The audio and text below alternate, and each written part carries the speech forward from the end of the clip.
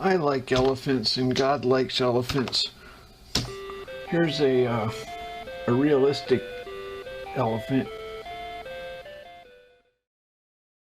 You know what this is. You know what this is. Let's get cracking. Oh, wait, first, this video is filled with spoilers, so be careful. Starting with the first layer, the tip. This is where the stuff everyone knows tends to go, so we'll run through these really quick. Bakamitai. Guy punched table, he punched the table, guy punched table, he table. Ryuga Gotoku. Ryuga Gotoku translates to like a dragon, and is the, quote, true name for the series, with its namesake being Kiryu's strength. Dragons are culturally viewed as immensely powerful creatures, and that power is meant to be felt by the player as they control him. The name wasn't used in the West until recently, likely due to how vague it'd be to anyone without an understanding of dragons in a cultural context. This series has quite the history of kowtowing to the West, and that quite literally starts at the beginning here. Luckily, it's grown out of this, and now proudly uses the Like a Dragon name, albeit as a subtitle. Toshihiro Nagoshi. Toshihiro Nagoshi created the series, and did so partly out of a dissatisfaction with how video games handled Japan's criminal underworld. For the most part, they hadn't, while other artistic mediums had done it justice already. There was a clear void, and he wanted to fill it. And with the interest of both Hajime Satomi, Sega Sammy's CEO, and Sony, Nagoshi was able to get the first game off the ground, despite Sega, quote, expecting something different from him. The rest is history. Nagoshi has had a hand, usually a big one, in every game since, with his influence being omnipresent. One notable example you probably haven't heard is Kiryu's name. Kazuma Kiryu is named after someone dear to Nagoshi and someone he chose to honor. That presence isn't gonna last much longer though, since in October of 2021, after 3 decades, he was announced to be leaving both Ryuga Gotoku Studio and Sega as a whole for NetEase, a Chinese company known for phone games. Yeah. Hey there. While I was editing this thing, we actually got some new info on this. Nagoshi joins NetEase not as some suit, but as the CEO of a little outfit he just started. Nagoshi Studio. Apparently they're going to develop high-quality console titles that'll be released globally, so it seems that more or less he's going to be doing the same shit he always has, just somewhere else. Good ending. Lost Judgment seems to be his last proper contribution to the series, though I wouldn't be shocked if half the ideas we see in Yakuza 8 are from him. Dead Souls. Yakuza Dead Souls is a zombie spin-off that was apparently planned to be about aliens instead, set in an alternate timeline in which Ryuji Goda didn't bleed to death watching Kiryu tongue his sister. He and the 3 other most popular characters spend the game gunning down zombies in the streets of Kamurocho at a time where zombies are becoming annoyingly common in pop culture. I haven't played it, and you can't make me, but general consensus among the freaks who have seems to be that the story's good but the combat's bad, so the cutscenes could be worth skimming through. Shenmue. Shenmue could be, and often is, viewed as the spiritual predecessor of Yakuza. Both are set in dense Asian settings and feature a tourist's emphasis on interacting with said settings in mundane yet under-adapted ways. But while these elements are only about a third of what Yakuza has to offer, in Shenmue they are the game. It's effectively a life sim with a story and scuffed combat. Nagoshi actually worked on Shenmue and very closely with its creator, but was so dissatisfied with how development was going he jumped ship and founded Amusement Vision. Though close to the end of said development, he was called back in to serve as producer. Jungihan. Jungihan is a single identity passed through at least 4 different people, all with close ties to the Jingon Mafia. I say 4 because 3 have been shown and none of them are the original. The one we've gotten to know best is named Yonsu Kim, who was unwillingly transformed into a Han in his abusive father's desperate attempt to free them both from ostracism for being biracial. His predecessor is a fairly prominent character in Yakuza 6, at least before getting clapped at the end of a very awkward long battle. Contrary to how the story fumbles him, he's stated to be the most respected Han to date. The Han you likely haven't heard of is featured in Wanderings of the Golden Dragon, the latest arc of Ryuga Gotoku Online starring Ryuji Goda. He's tasked with assassinating Ryuji, fails, and is promptly sacked for being, quote, defective. These characters don't last long. Unlocalized games. While I'd say that the West currently has every Yakuza game worth owning, there are a few that are stuck in Asia. Kenzan and Ishin are set in the Edo and Bakumatsu periods of Japanese history and place the faces and voices of Yakuza characters onto ancient Japanese figures. Ishin in particular is stated to have some of the best combat in the series, though I can't confirm. Kuroyo 1 and 2 are PSP spin-offs with entirely new casts of characters, focusing on Kamurocho's underground MMA scene, and Ryuga Gotoku Online is a gacha game. Series producer Daisuke Sato once stated that he'd want Kenzan and Ishin localized, but that because they're old, they'd have to be remade. He also left Sego and Nagoshi did, so rip. There have been fan localization projects for Kuroyo 1 and 2, but I honestly have no idea how far along those are. As for RGGO, do you care? I don't. Western box arts. It's common practice to release games with slightly altered box arts in different locations, and often dodgy attempts to appeal to those demographics. This stuff happens with film too. John Boyega gets cut out of Chinese Star Wars posters because melanin is evil over there. When it comes to games though, these tend to range from a bit strange to god-awful, and while the series is generally innocent here, Yakuza 3 is one of my favorite examples of the latter. Just look at this. What about this screams West to you? Nothing. The Japanese one at least had a cigarette in it. That's pretty American, I think. Yakuza 1 on the PS2 had an English dub, a really bad one. Though most Japanese PS2 titles often wear their cultural divergence on their sleeves, Yakuza felt the need to match a vast misunderstanding of American tastes. Nishiki went from a nickname to his actual name because the former is easier to say in our tongue.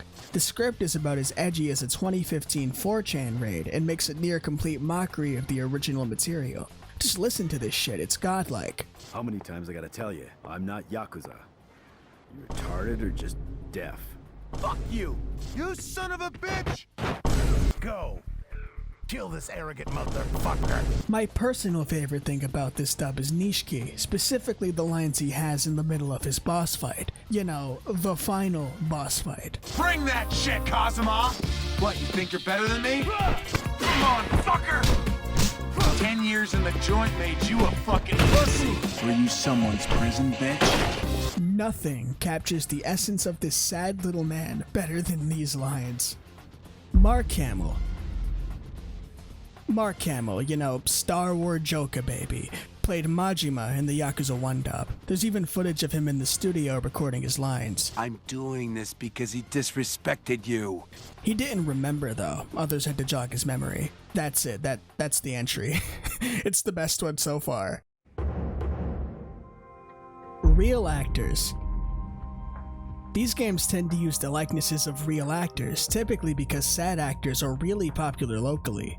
Yakuza 0 in particular is chock full of them for some reason. I figured that it was because that game is more or less a celebration of all things 80s in Japan, but upon looking at what some of these guys have been in and when they released, that isn't consistent. Examples include Hitoshi Ozawa as Kuze, Riki Takeuchi as Awano, Hideo Nakano as Shibusawa, Arata Iora as Tachibana, Shingo Tsurumi as Sagawa, Keiji Fujiwara as Nishitani, Habu II as Mr. Libido, and the list goes on.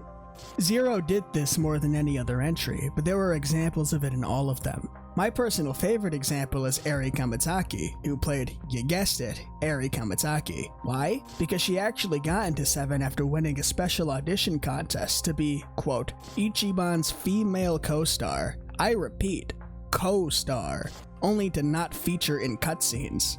Hey, so I just got to this part in the edit, and it turns out that Eri Kamitaki was one of 5 winners. I'm not sure how I missed that, but it's the truth. They're on screen right now. Bit of a fucky-wucky on my end. I thought I should get the record straight, and the record has been straightened. So hit like. Hit like, subscribe, comment, follow me on Twitter. That should be on screen too, and fuck yourself. Kamitaki is still new to the acting world, and her role in 7 is actually her most popular to date, so I guess it's not all that bad. Got her foot in the door. Still funny though. Nearly every telephone card and hostess is played by and typically named and modeled after a real Japanese porn star you can start Futoshing your Shimano to as soon as you finish this video, if you're into pixels. Why? Because sex work is real work and deserves to be recognized, surely. Oh, there was even a vote at one point. Choose your character. Actor scandals. Whew. Okay, this one's a doozy. I'm gonna put the fattest quotation marks you've ever seen around everything I say here because I'm not trying to get booty blasted. Not today. Hiroki Naramiya played the role of and was modeled into Masayoshi Tanimura, the half-Korean dirty cop guy from Yakuza 4. But in the remaster, Tanimura is instead played by Toshiki Masuda. This is because a few of Tanimura's lines needed to be re-recorded, but Naramiya completely fled the acting scene and apparently Japan. In December of 2016, Friday, a major Japanese tabloid, implicated Naramiya of cocaine use, with this image seeming to serve as a key piece of evidence.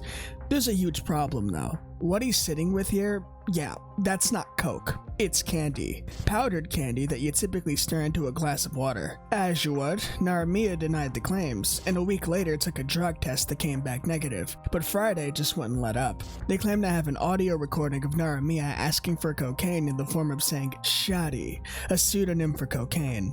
I have no idea if this audio actually exists because I could not find it. Naramiya's response was to leave the industry. Quote, I am aware that everything arose because of me. I was betrayed by my friend who I trusted deeply, and I fell into the trap laid by several people. While being an actor, there have been many things which I wouldn't want others to know or focus on, including my sexuality. Seeing the situation of the wrong information being circulated continuing, I feel as if I will be crushed by my anxiety and desperation. I can't stand the idea of having my privacy being exposed to the world by people's evil intentions. I want to disappear from the world of showbiz immediately. I can't cause any more worry and inconveniences to the people I work with by continuing to appear in public as an actor, but there is no faster way than to quit from showbiz. I started off with nothing, and I am very grateful to everyone who has made me become what I am today. To the fans who have supported me, I am very sorry for leaving you in this manner. I am really sorry, and thank you very much. End quote.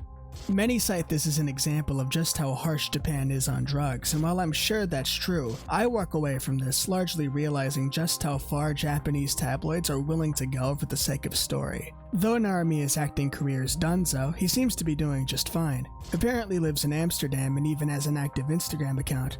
In case it wasn't clear, he was also never charged. We're not done, though, because this isn't the only time something like this has happened.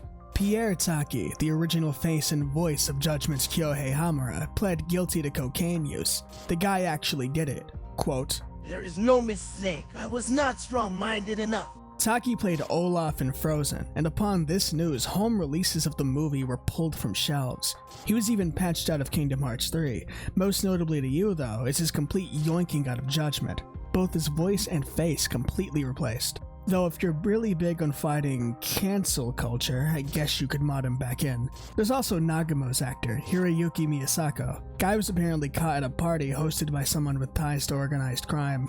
This didn't affect Yakuza 6 at all though, not even the more recent PC release. Probably because there was no crack involved.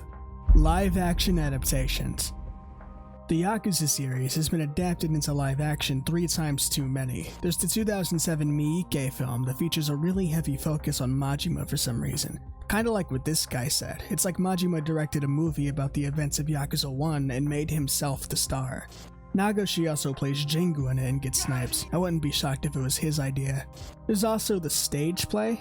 I don't know why this exists. There's a stage play adaptation of like everything ever, so I guess I shouldn't be shocked. It's also an adaptation of Yakuza 1, but Ryuji's there as like a cliffhanger for a sequel play that never happened.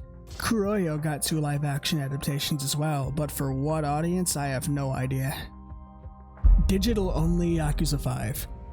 Yakuza's international popularity is relatively recent. Prior to Zero, you could say it hardly got off the ground outside Japan, and it shows in the localization efforts. Altered character names, removed minigames, Japanese colloquial slang swapped to that of more Western familiarity, etc.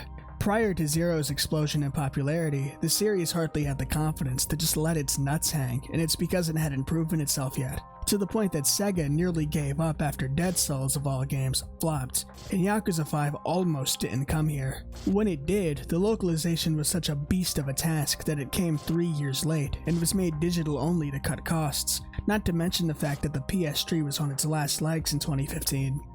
Collectors wouldn't get a proper PS3 box until the release of the remaster collection, which is neat, I guess. Now, this part is a little flimsy and probably completely wrong, but I'm including it anyway. 5 was apparently released as a result of the hashtag Building the List initiative. This sounded familiar to me, but upon searching I couldn't figure out exactly what it was. It seemed to be a widespread effort to get certain PlayStation games localized, kinda like Operations Moonfall and Rainfall from a few years prior. Transphobia.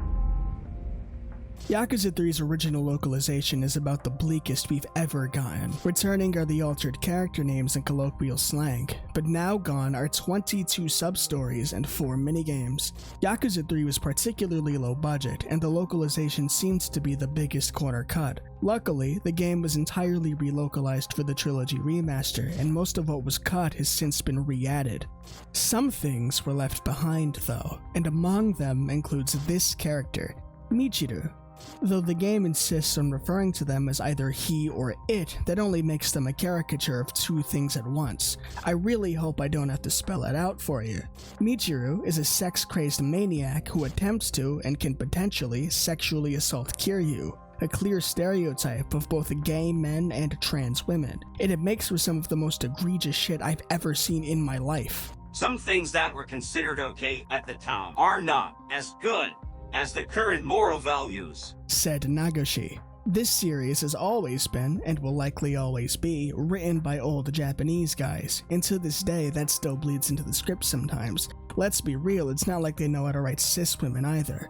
But what shocks me further is the fact that Michiru isn't the only example of quote trans representation you can find in Yakuza 3.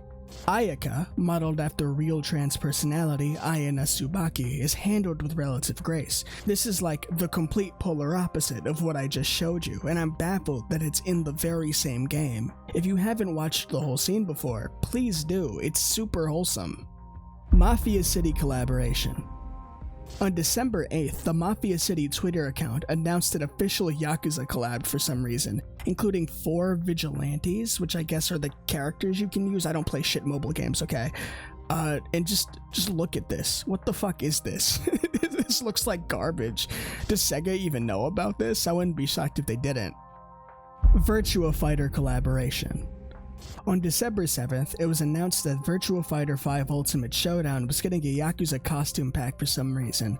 Apparently it was made in the Dragon engine, making these very easy to port over. Among them include Kiryu, Ichiban, Songkui, Goromi, Saejima, Majima, Adachi, Nishiki, Date, Jungihan, Saiko, Zhao, Ryuji, Akiyama, Mine, Sayama, Nanba, Haruka, and the Florist. Dragons are a big deal in the Yakuza, and as such, the series. Generally, the bigger and more painful the thing, the more devotion it's meant to convey. Dragons are rulers of the sky, quite literally top dogs, and while they're up there, they represent the permanent divide between heaven and earth, giving life to the concept of immortality and, by extension, patience. Pearls are symbols of purity and longevity, which is why Kiryu's dragon both covets and matches one with its silver sheen, as does Kiryu himself in his silver jacket. The Sanskrit character seen within the pearl simply calls back to 1968, the year of the monkey and the year Kiryu was born. Tendo's dragon is blue, like the dragon fought at the very end of Dragon Quest I on the Famicom, though this dragon is depicted as purple everywhere else.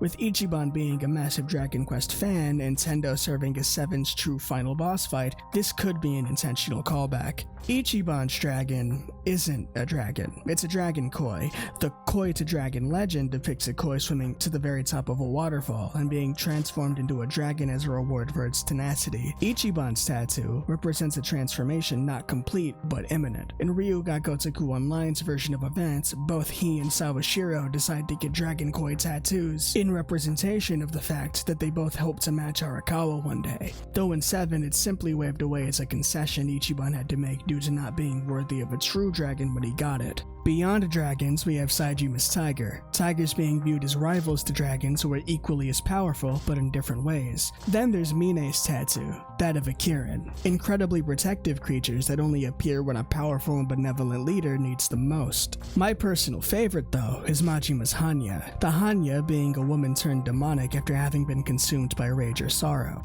A Hanya mask depicts differing emotions depending on what angle you look at it from. It's either laughing, angry, or depressed. Then there's the snake on his shoulder, a common representation for rebirth or drastic change since they shed their skin. What makes this tattoo my favorite though, is the fact that I'm pretty sure it was an accident. I highly doubt any aspect of Majima's history was planned when they decided he'd have this. I've got an entire video on Majima that delves into why I feel this way and why the tattoo is so perfect. Kiryu and Super Monkey Ball Banana Mania. Nagoshi created Super Monkey Ball in a petty attempt to prove to Sega's CEO that they didn't have to hyper-focus on expensive blockbusters to turn a profit. What started as a cute little arcade game about little monkey fellas rolling to goals turned into a series of console games about little monkey fellas rolling to obscurity as the series experienced a harsh decline in quality after Deluxe. Released for the franchise's 20th anniversary, Banana Mania is more or less a remake of Deluxe with added content, and developed by Ryuga Gotoku Studio. That added content includes bonus characters for the game's story mode, and Kiryu is one of them. Look at him go. Bananas even turned into stamina bottles when you pick him. Super Monkey Ball and Yakuza are among my favorite franchises of all time, and to know that the same guy created both of them makes me kinda giddy, not gonna lie. It's too perfect. Yakuza costumes in Persona 5 Dancing in Starlight.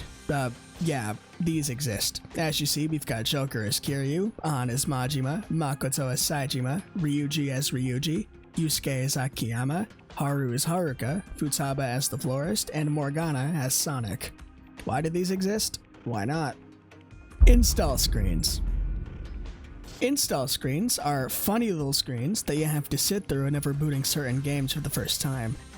Some Yakuza games feature them, and they're all pretty based. 4, Dead Souls, 5, Ishin, 0, and Kiwami, respectively. These are great. Johnny & Associates. Johnny & Associates is a talent agency founded by and named after Johnny Kitagawa, a Los Angeles native known for, allegedly,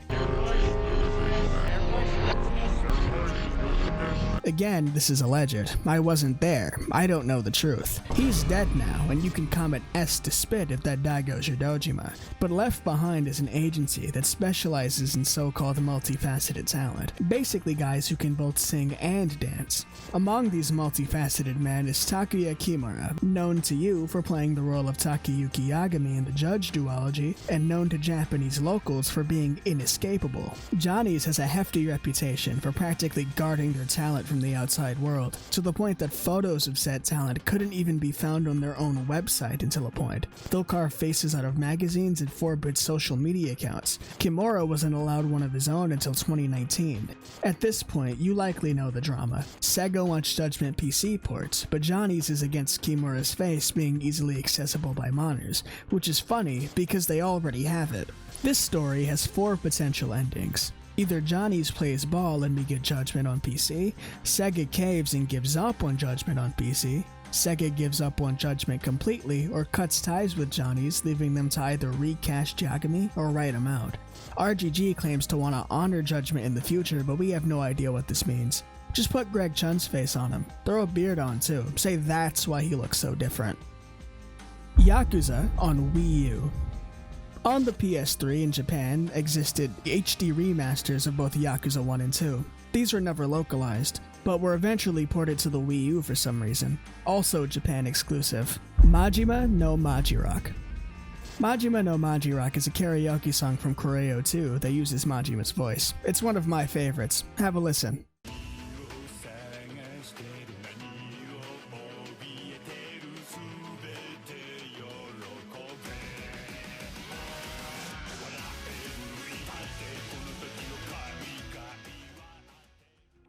Fist of the North Star, Lost Paradise.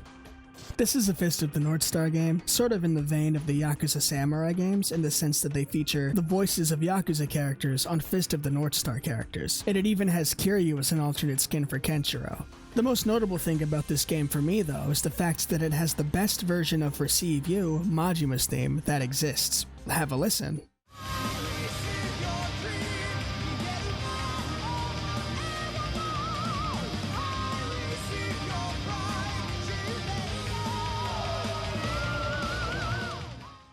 Demo discs. Demo discs were a very common thing in the PS2 era. You've probably seen one of these jam pack ones with a whole bunch of demos on it. They were Yakuza ones. That's it. Haruka's Trust, Yakuza 5.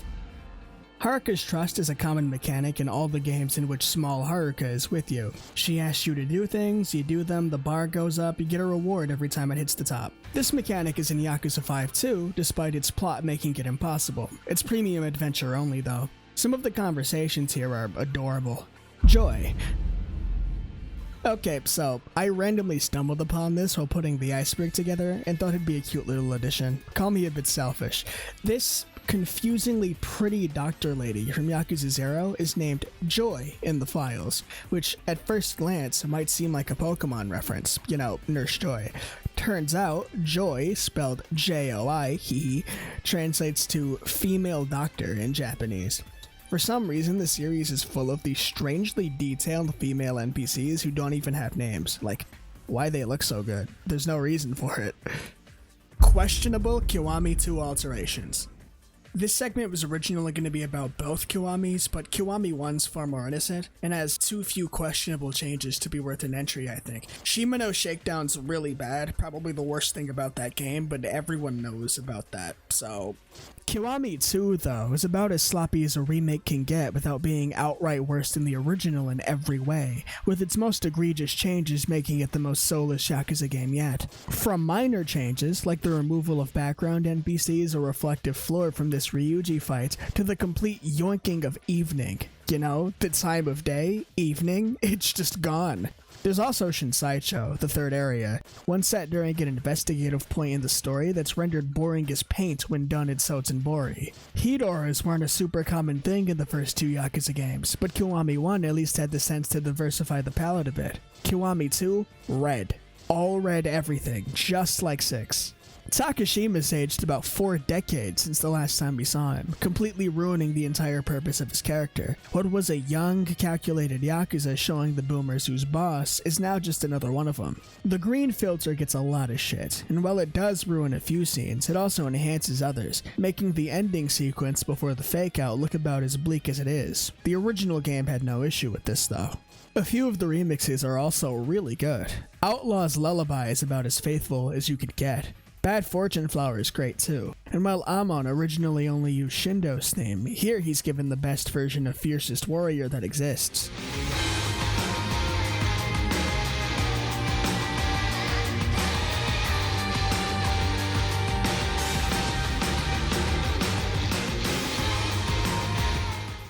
Speaking of Shindo though, his theme is completely replaced, and while the replacement's pretty good in its own right, it doesn't compare to The Grudge.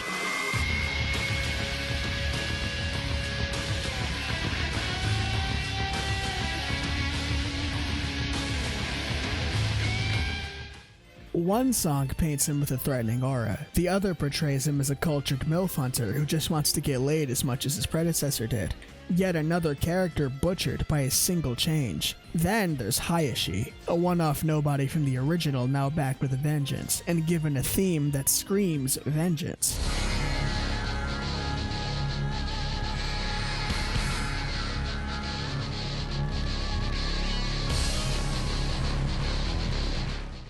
Kiwami 2 just gives him the generic boss theme, painting him as just as plain as he was when he first beat him. Again, the entire purpose of a story decision was completely forgotten. These music tweaks extend beyond fights too. The jazz theme that the stab scene was deliberately synced to is now replaced with this insufferable J-pop song that overstays its welcome. Then there's Silent Night, the song that foreshadows the bomb fake-out.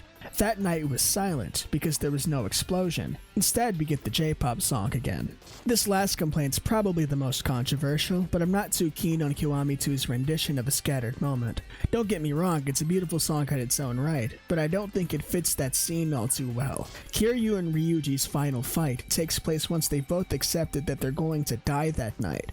There's no drama, and no reason for such a dramatic track.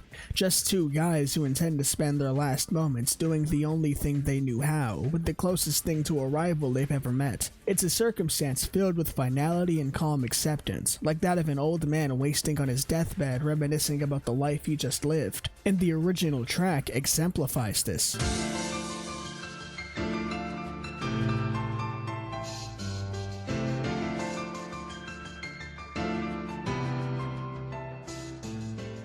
You could argue that the circumstance is tragic, and that the remix works because it itself is also tragic. But from a directing standpoint, that outline is so simple in Hollywood that it's lazy, especially in comparison to the original material. Kiwami 2 is Yakuza 2 with no sauce, and it's no wonder that I walked away from it feeling empty.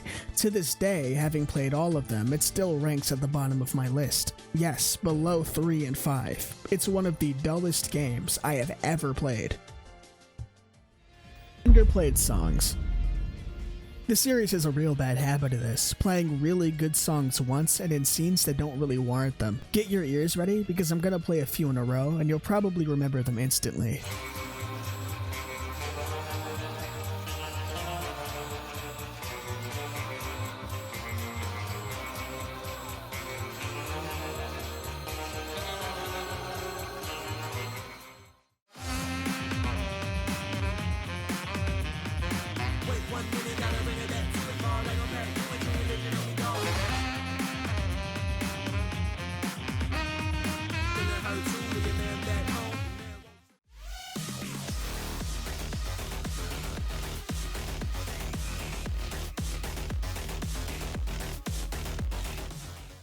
Side note, but there are a ton of unreleased songs too. Really, just look up Yakuza unreleased OST and you'll find a ton of songs that don't even have names sometimes. It's weird. Sam Lee. Laogui, in the Chinese version of Yakuza 0, looks like this. Sounds different too. It's Sam Lee, a popular Hong Kong actor. This was done apparently because our Laogui's Chinese is really bad. Too bad for a Chinese speaker to take him seriously. Getting a famous actor to do it was likely just a cherry on top. Side note, but when Yakuza 0 first dropped in the West, Laogui actually still had Sam Lee's voice. This has since been patched. Kamurocho Hills. This entry's another selfish one, but remember Kamurocho Hills? That giant structure Majima spends Yakuza 2 building, and where Kiryu fights Ryuji for the last time? When was the last time you actually heard about it? I don't think it's been seen or even referenced since Yakuza 4. It's apparently fully explorable in Dead Souls, but it's Dead Souls, I don't care. What happened to it? I guess RGG hasn't found a reason to remodel it for the Dragon Engine yet. Goodfellas. If you unironically listen to Kiryu's karaoke songs on the rag, you'd be happy to know that Takaya Kuroda, his VA, actually has a band of his own. Goodfellas. Founded recently and practically on a whim, as he just kinda thought why not one day. They haven't released a whole lot, but I imagine the list is gonna grow with time. They tend to do that. Mine in Yakuza Kiwami. A really quick one. Data miners found this unused NPC in Kiwami's files. Looks like Mine, doesn't he? Some have argued that it's actually just this Jingu goon, but there's a clear difference here to me. This is probably just a beta model for that character, though I'd have to question why he, of all characters, would need one. If you ask me, there's a chance that Mine was supposed to cameo somewhere. They did this with Ryuji in 0, and I'm not shocked at the idea of them playing with the concept some more. Mine is by far one of my favorite Yakuza villains, and one of the most underrated purely because he's from 3, so it's a shame that we could have lost the chance to see more of him. Ryu ga Gotoku Online. Ryuga Gotoku Online is a Yakuza gacha game. It's as weird as it sounds. The most interesting about it is that its story is more or less a blueprint for what would become Yakuza 7. There are clear differences though. For starters, Sawashiro looks like this and I wish he still did. I like to think that this is how Nishiki wishes people saw him. Akiyama's there too. Don't know why he isn't anymore. That was gonna be an entry, but I couldn't find any concrete facts on it. Ichiban also has different friends. Meet Not Psycho and Not Adachi. Ryuga Gotoku Online still exists, but rather than continuing Ichiban's story, they opted to do a weird prequel with Ryuji instead. No idea how canon this is, kinda hope it isn't at all. I have a very low opinion of gacha as a genre, and tying my favorite franchise to one isn't gonna do anything for me. Early Ichiban design. When Ichiban was first revealed, he looked like this. That's it. This is what no Staminan does to a motherfucker. I don't hate this design, but I also don't think it fits Ichiban's character at all, and I'm glad they changed it. Early Yagami design and moveset. Modders discovered both an early Yagami model and a moveset in Kiwami 2's files. The moveset's more or less just a mash of Tiger and Crane into one kit and can be downloaded from the Nexus. The Yagami model can also be downloaded from there, but personally, I think the design is god-fucking awful, and was likely just a placeholder until they could get Kimura in the studio. May it rest in piss. April Fool's video. Yakuza 7 wasn't supposed to be a turn-based game. The decision was made after this April Fool's video was received shockingly well, and as you can see, they replicated it pretty faithfully. RGG knew that it was a risk and was perfectly okay with reverting back to the traditional beat-em-up style for 8 and onward if fans didn't jive. They did, so it looks like it's here to stay. I was really looking forward to knowing what Ichiban's fighting style would be, so when I learned about the change, I prayed that Nagashi would say psych. Today, I think the system's great. They managed to capture that oomph the series always had, so it doesn't feel that alien to me. Yakuza 6 Ghosts. So, for some reason, Yakuza 6 has this Easter egg where if you take pictures in certain locations, you get funny little images of dead characters, including Nishiki, Lao Kalong, Kashiwagi, which is funny in retrospect, Ihara, Shinji, Kazuma, Dojima, Ishin Daigo, Mine, and Yumi. Why this is in the game? It's Kiryu's send-off, so I guess it makes some sense for them to have some sort of like reminiscing about the people he lost along the way, but he never even met Ihara, so yeah, I mean Ishin Daigo? Why? Kiryu and Majima in Project Cross Zone 2. Here's the deal, I've known of Project Cross Zone's existence for a very long time, but I've never played it, and I can't really tell what the hell it is just by looking at it.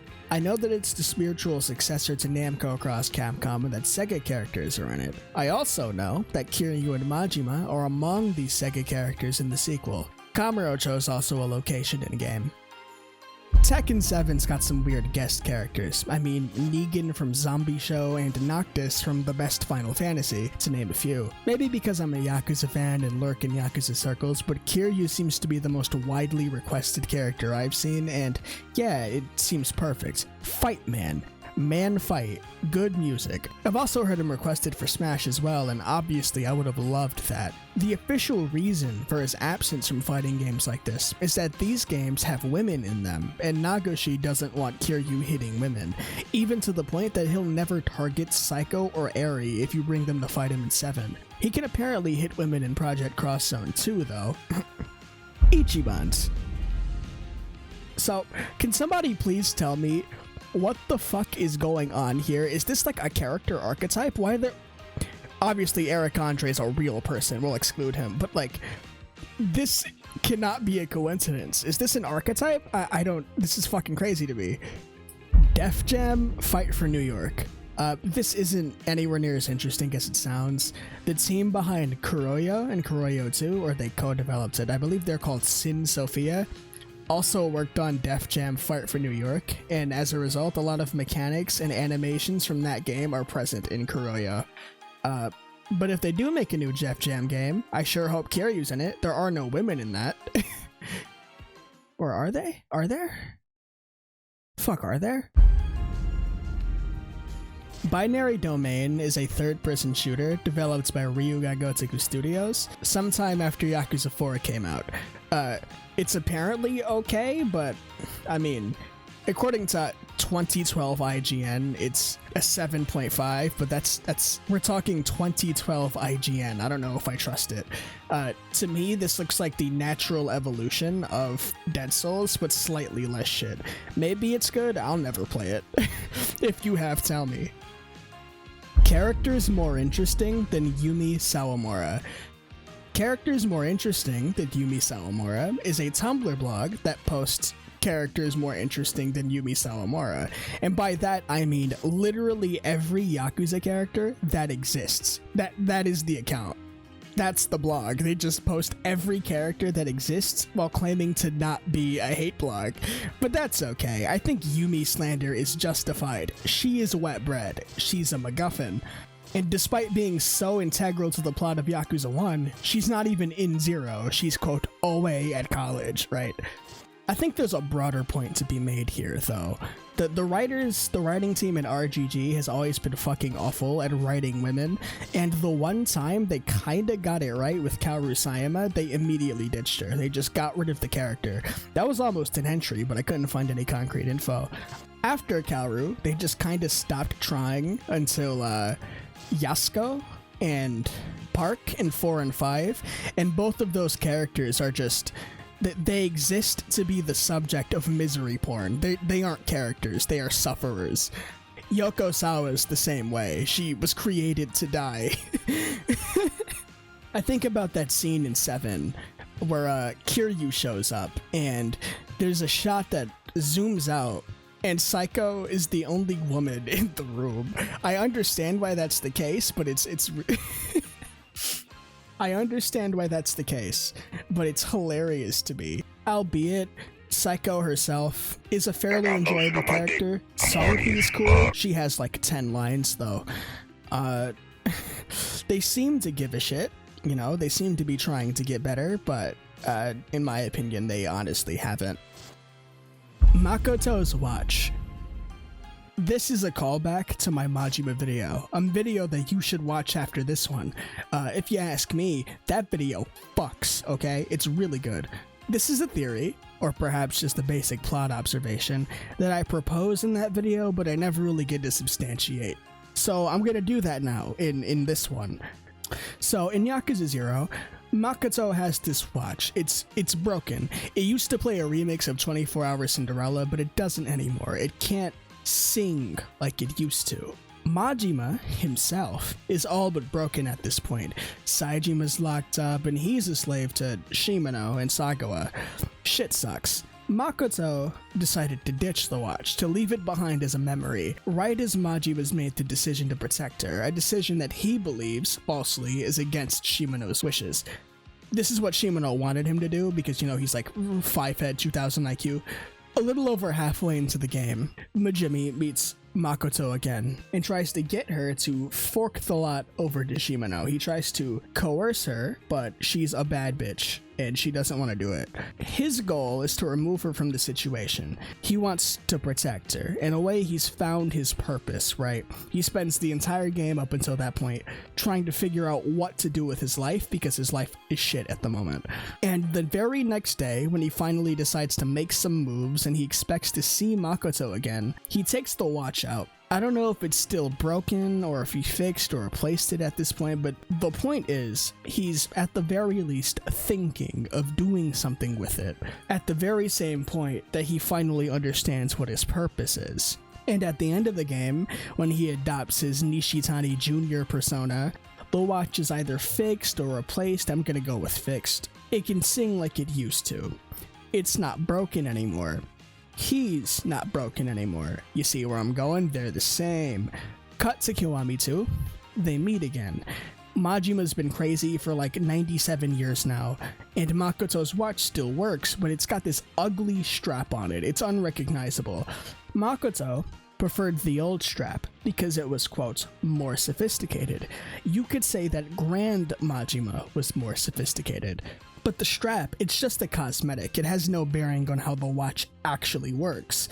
Majima's personas are like watch straps, and the one he's in right now is alien to Makoto. So he replaces the strap with the old one, just before Yakuza 3. Yakuza 3 is technically the first game that kinda sorta takes him seriously. There are scenes in which he drops the act, and in Yakuza 4, there is no act. He's out of character. And then he spends Yakuza 5 basically being exposed and cancelled by the writing team. What they did with him there and his lore was fucking ludicrous. I can't believe they did that. The point here is, Makoto's watch is a physical representation of how Majima changes throughout the story, and that's cool. This probably isn't very profound. I'm sure most people got this, but I feel smart, so fuck.